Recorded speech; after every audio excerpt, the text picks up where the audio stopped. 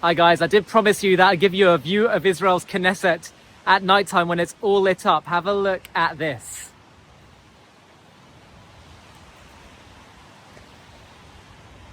I just think it looks even more special at nighttime. Really, really cool. Now, I wanted to talk to you in this beautiful backdrop, even though it is actually raining, but I've come outside just to show you. And to be honest, rain in Israel is certainly a blessing at this time of year. I wanted to talk to you about a concept that I've heard, I think it was Bridget Gabriel, but others have raised it too, which is that there's two forms of jihad that the Islamist enemies of Israel and the West are fighting. The one is the classic military jihad, you know, terrorism, war, all the rest of it. But then there is civilizational jihad, trying to destroy the West through the back door, through opinion, through conquering the institutions of the West. I wanted to think about this, particularly when it comes to Qatar. They recently in Doha had a big conference with journalists, Tucker Carlson, others were there. And Jonathan Conricus, a brilliant, super insightful spokesman, former spokesman, I think, for the IDF, and now working for, I think it's called FDD, the Defense of the Foundation for the Defense of Democracies. I think that's what it's called. But he works there, and he was giving his insights and his thoughts on Qatar, the threat of Qatar, what they're planning, what they're doing, and why they're playing this double game, seeming as if they're a friend of the West, friend of peace and moderation, but actually are trying to build a coalition against Israel. They're working against Israel's interests. Have a watch of his insights, then I'll see you on the other side, because this, for me, is part of the civilizational conquest. The attempt to try and change opinion towards Israel, to isolate Israel, because they've realized it's not working on the battlefield. Have a watch of his thoughts, and I'll see you on the other side.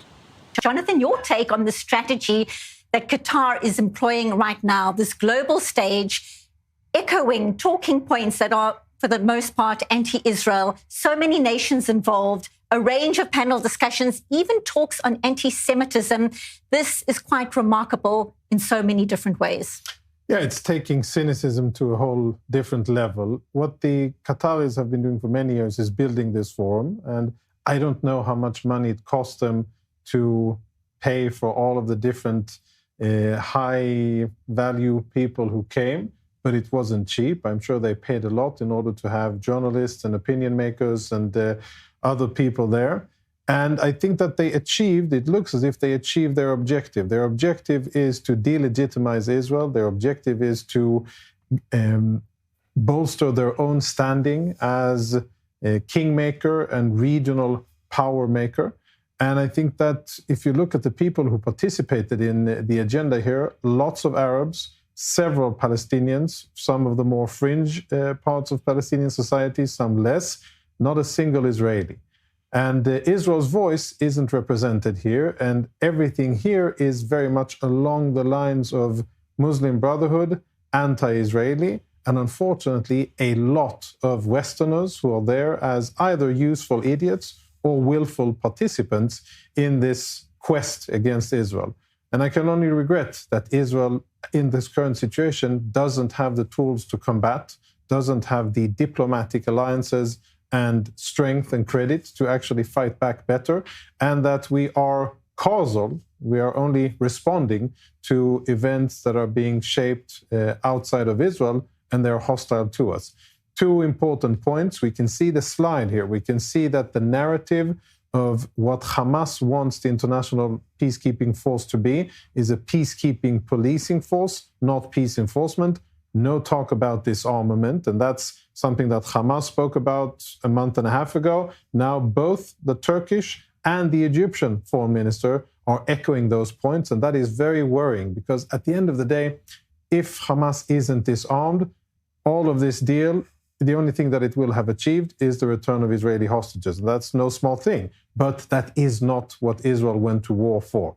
And if we are left with that, I think that the clock is ticking for us to go back to war, and a conference like this is not a good sign for what it means in reality for Gazans and for Israelis. What do you mean by the clock is ticking to go back to war? What kind of timeframes are you looking at?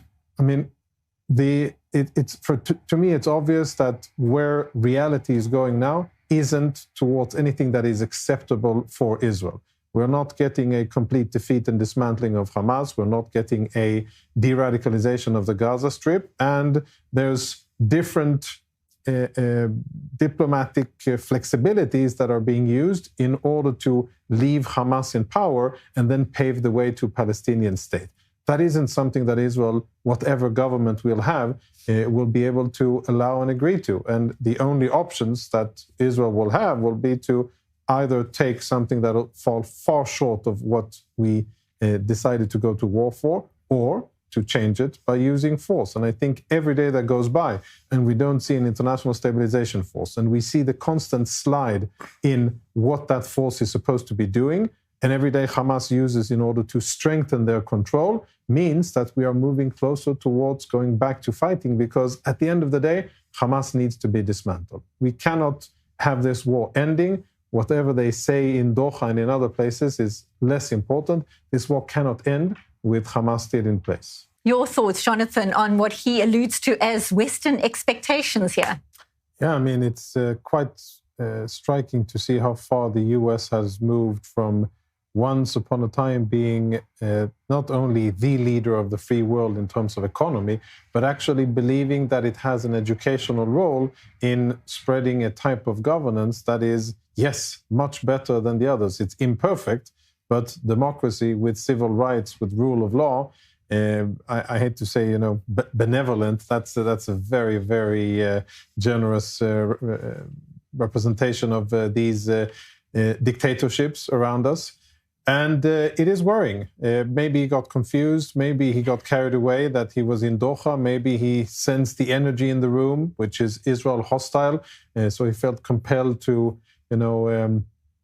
please the crowd. I don't really know what's behind it, but it is worrying.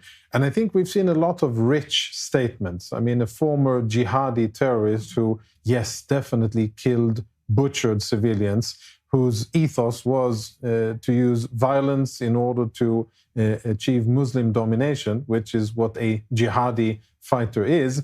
For him to be lecturing anybody, and to hear from a prime minister of a Arab dictatorship, Saudi Arabia, lecturing us about what reform is needed in our government, sure, I'm first to criticize my government, but wouldn't take it from a non-democracy. And I think that's really what we could summarize in this forum. A non-democratic country, flush with money, leading global conversation, and telling others, educating others, especially democracies, on what should and shouldn't be done. And they have the chutzpah even to call it the quest for justice, and to not only talk, but actually do. So it's a lot to really to take down. So actually the point is, they've tried militarily and have been trying and are trying militarily to defeat Israel. Not going so well for them at the moment. So what happens instead? They go for the opinion changing, isolating Israel on the global stage. That's going to be the approach moving forward now. And in some ways I welcome that, because Israel, through incredible miracles and incredible resilience and military might, has been able to fight off its enemies so far. And if we're now going to move towards isolation on the global stage, that means we're turning towards ideas, we're turning towards ideology. And that is where the root of this conflict all comes from anyway. It comes from twisted ideologies that turn people, whether through religion or through all kinds of worldviews, against Israel. And I say, okay, great, let's take this to the ideas world. That's exactly the kind of world that I operate in. And that ultimately is going to be the resolution to this, when people can fully come to understand the truth of the Jewish people's right to be in this land, the truth of morality and warfare, and more than that, on a spiritual level, the whole purpose of Israel's destiny in this world. That's what this is all going to come down to. That's what requires resolving here. And for those who roll their eyes at that and they say, oh, do me a favor, stop being so religious and spiritual-y, as some people do say to me, stop making this so spiritual. Even if this is my belief that it's just spiritual, put that to one side for a second. The whole Middle Eastern war, the enemies of Israel right now, the ones that are trying to kill us and terrorize us, they believe it's religious. They have a religious view of this. So we have to respond like for like. We have to give them a religious argument, religious reason, religious counter of why this is our land, why they are wrong. And I've always said that the two things the Arab world have, that Israel, these are our enemies, and we clearly, I think there's a message we need to be replicating, is they show uncompromising strength. They say, from the river to the sea, so should we. And also, they invoke the name of God in everything they do. We know that all too well, and that's what we should be doing too. But if you haven't already seen, by the way, speaking of Qatar, our new documentary on JTV Plus, our streaming platform, called Qatar, the Great Deceiver, you need to have a watch of it. Here's the trailer for it, and if you want to watch it, you can just click the link below in the video description.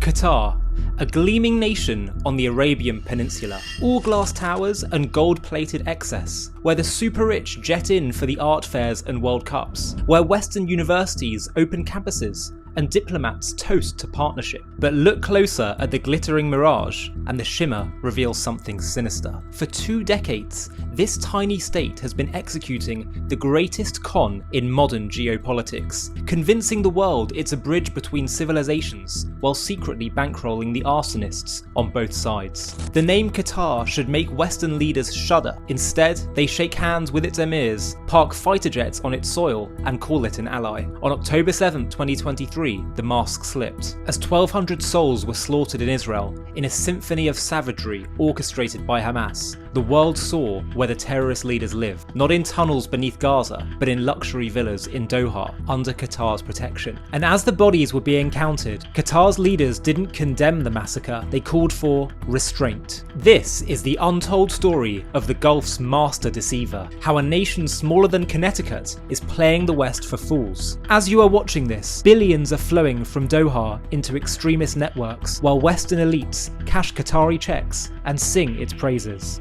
In this JTV Plus documentary, we follow the money, we expose the double game, and we ask the question that should haunt every Western capital: how are we letting them get away with it?